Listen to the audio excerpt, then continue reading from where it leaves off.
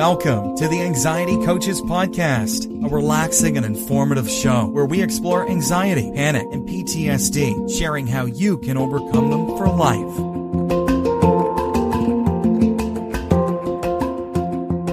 Aloha! Welcome back to the Anxiety Coaches Podcast. I'm your host and coach, Gina Ryan, and I am so happy to be with you again today as together we can consider the many ways to bring your mind and body back to its natural peace and calm. In today's episode, I'm talking about caring for your mind and your body, and I want to talk about the vitality of self-care. So what I have is a listing of all kinds of self-care, and I thought about this as I was able to have a massage recently, and I went really deep in with the massage. I stayed with all of the parts of my body. You know, sometimes we can use massage as self-care in that we go and get rest from it and relaxation. And this time I used it more as like a body scan. I stayed completely with each part of the body and feeling all of the sensations and the changes that were happening. So it got me thinking that was really good self-care for me, for what I needed. And I said, but self-care doesn't have to cost anything. You don't have to go for a massage. I used to work with a lot of young women, and they would think it was self-care that they had to go and get a manicure and a pedicure. And it was like, we don't have to spend a lot of money on things like that. We want to take care of ourselves. So I kind of wanted to shift and talk about a lot of different ways that you can do self-care, and more specifically, the areas of your life that you can focus on for self-care. I think, if I counted correctly, I think I have 13 of them here. So we can start looking at this and see where it takes us. So I will start here with your physical, because I just got myself that massage. So let's see, that was physical self-care for me. And you could also, in the physical category, look at your sleep. You could look at your stretching or your exercises. How are you doing those? Are you doing them regularly? You could be looking at your nutrition, your rest, your physical release. What do you do to let go every day? It could be walking or running and those type of exercises too. Then we could look at the emotional side of our life, and that could include things like stress management. Are you taking care of yourself and managing your stress? Are you doing the things that you intellectually already know are good for you as someone who struggles with chronic stress or anxiety? You could work on emotional maturity. It will relieve a lot of anxious thinking to be able to grow up in our emotional world. You could work on forgiveness, compassion. You could work on your self-kindness. Those are all things in the emotional realm. We could look at the social realm of your life. Where could you be taking better care of yourself around your boundaries? We talk a lot about boundaries in our group, on our group calls, and boundaries when they are loose or when they are way too flexible can cause a lot of distress. And just getting firm in those can help us to not have to think about everything. It's just like it's within our boundary or not. Socially, we could also be looking at our support systems. How are you doing with a support system? Do you have enough? How can you get more? You could pay attention to your social media.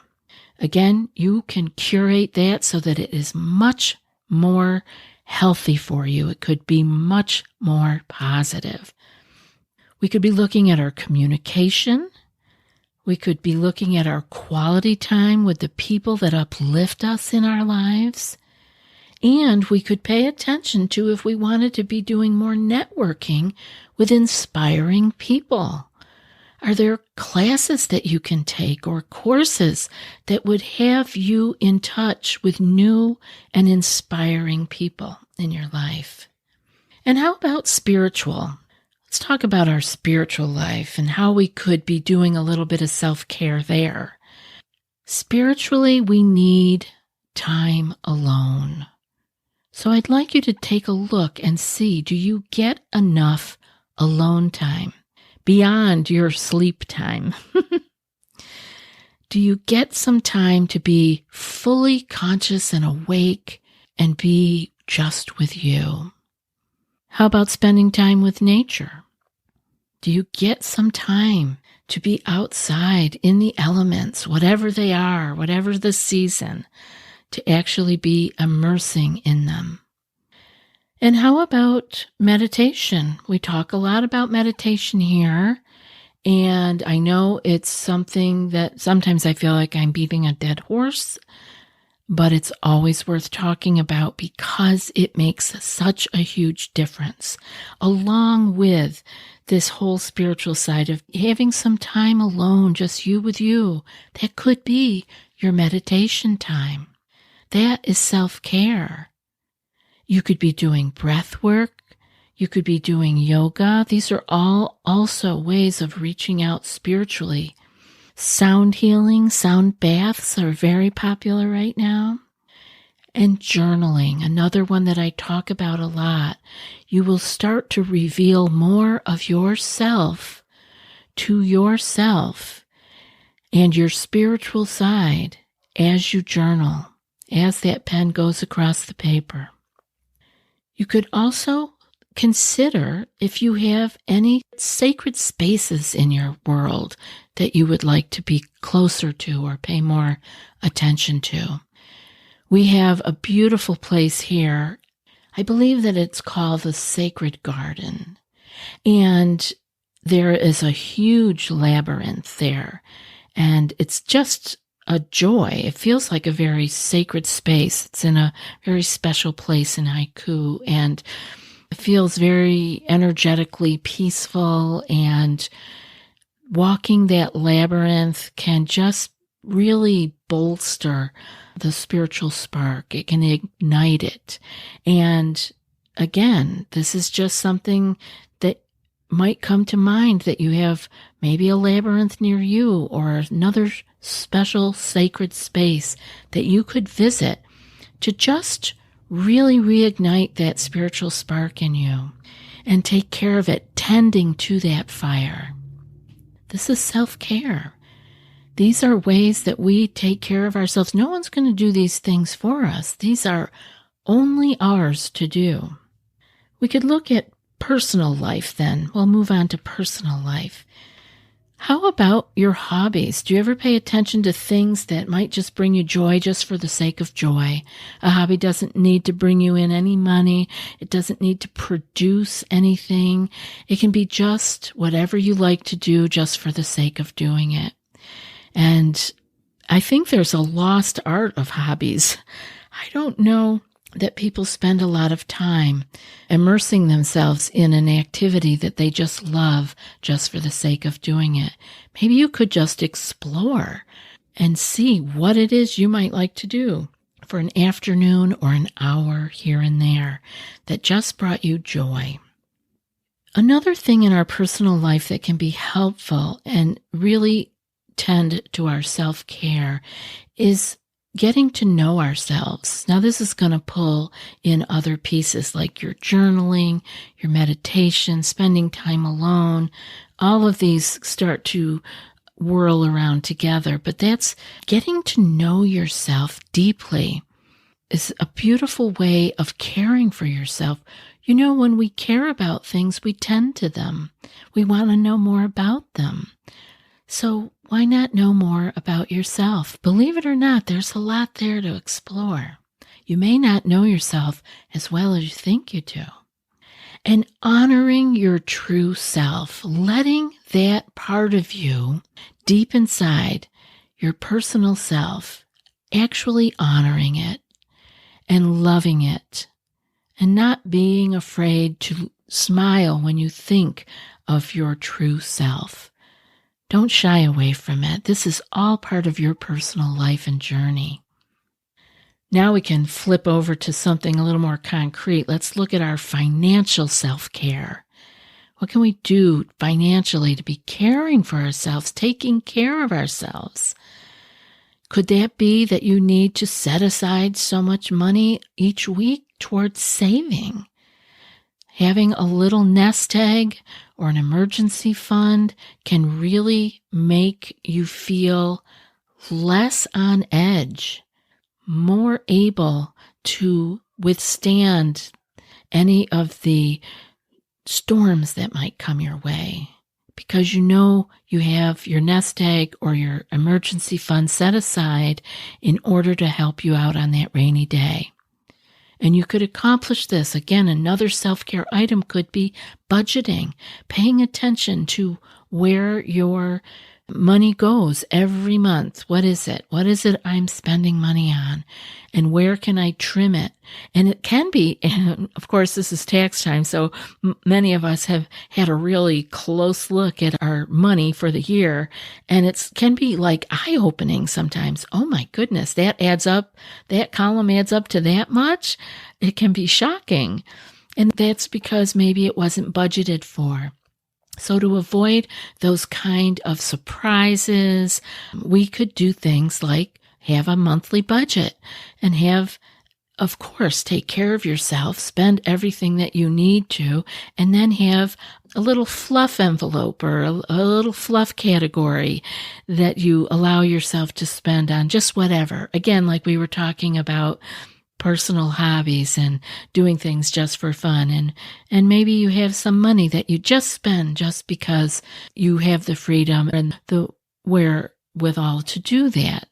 So make it work for you. We're all at different places in our financial lives, but one thing is for sure, none of us do well to just be frivolous and not know where we are spending our money or leaking it, as it could be when we don't pay attention. And how about doing that, treating yourself once in a while, splurging when you get the opportunity to? That's self-care also, having a little fun. But so is paying the bills and actually feeling great that you have the finances to take care of those bills. And it's self-care that if you don't have the resources to do that, that you'll look at it in black and white and take a good look at how you can change. This honesty is actually great self-care. Sticking our head in the sand and not being aware of what it actually looks like, our budget and our income, it can be devastating if we let it go on too long. So it is true self-care to take a good look at what our bills are and how we are or are not able to take care of them, and to make changes as necessary. Great self-care. Believe me, it makes a difference. Moving along here, there's some additional types of self-care that I've added. Intellectual self-care. This involves engaging in activities that stimulate your mind, such as reading, learning a new skill, or engaging in a creative pursuit, or maybe one of those hobbies that we talked about earlier. And then there is environmental self-care. This is where we are taking care of our surroundings, such as decluttering our home, our living space, our office, and creating a calming atmosphere. I just know this is so important for many of you to not have to look at things or be triggered by visual items that need to be taken care of. It's very unsettling. Maybe you are not noticing it on a conscious level, but it's nagging at you, believe me. So taking care of our surroundings can ease our lives dramatically. Create a calming atmosphere or go out and spend time in nature. Another thing with your environment is to be sure that it is safe, that it is clean, it is secure and organized. That can free up so much energy. Now, I mentioned earlier under physical, but I wanted to say that I think we could have a nutritional self-care straight up. It involves nourishing your body with healthy foods and making sure you're hydrated, taking any nutritional supplements for things that you are lacking, and so forth. This is important, and it truly is caring for yourself. It feels good to do it, so don't dismiss it. Sensory self-care could be engaging in activities that stimulate your senses. And this helps us with mindfulness because we are drawn into our senses versus spinning out in our minds and thoughts. So listening to music, taking a warm bath and actually feeling the bath, or lighting candles and enjoying the flicker or the glow and the beautiful scent.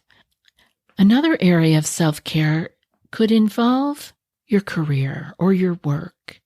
And this involves taking steps to ensure that you are fulfilled with your work and that you are setting boundaries like we talked about earlier, pursuing professional development, or finding a job that aligns more with your values.